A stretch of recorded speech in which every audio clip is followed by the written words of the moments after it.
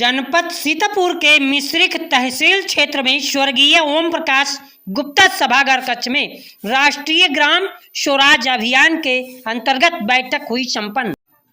आपको बताते चले, विकास खंड मिश्रिख में राष्ट्रीय ग्राम स्वराज अभियान के अंतर्गत पंचायत उन्नयन संस्कार का 1 दिवसीय प्रशिक्षण कार्यक्रम सफलतापूर्वक हुआ संपन्न।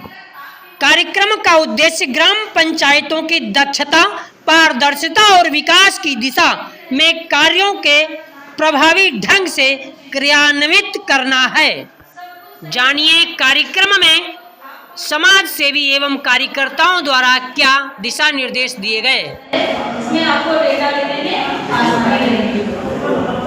बच्चे हमारे यहाँ कुपोषित बच्चे भी हैं, कुछ देखते हैं उम्र के हिसाब से उनको वजन कम है, कमजोर है, तो उम्र के हिसाब से उसमें हमारी बाल विकास परियोजना की कोई आंगनबाड़ी भी होती है, ये देती है बच्चों को। आप लोगों को ये जानकारी होना भी जरूरी है कि वहाँ पे हमारे बच्चों को सुचारू से मिल रहा है।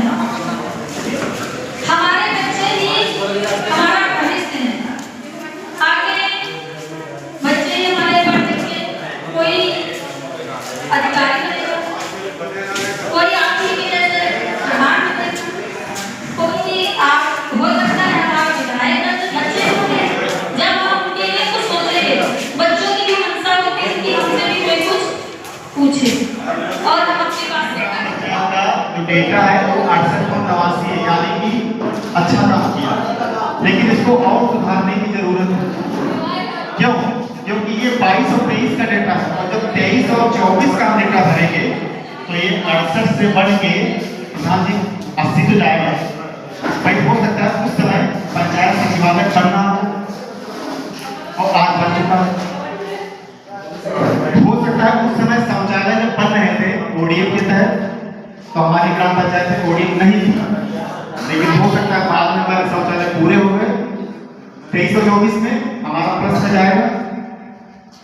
हो सकता है उस समय नाली खंडों का निर्माण अधूरा पड़ा था, और 23-24 में हमने पूरा कर दिया, तो उसका स्कोर बढ़ेगा। और जब स्कोर बढ़ेगा तो ग्राम पंचायत का स्कोर बढ़ेगा, और जब ग्राम पंचायत का स्कोर बढ़ेगा तो हमारे ब्लॉक का भी स्कोर बढ़ेगा। इसके बाद कुछ हम आपको संग्रह ब्लॉक की ग्राम पंचायत के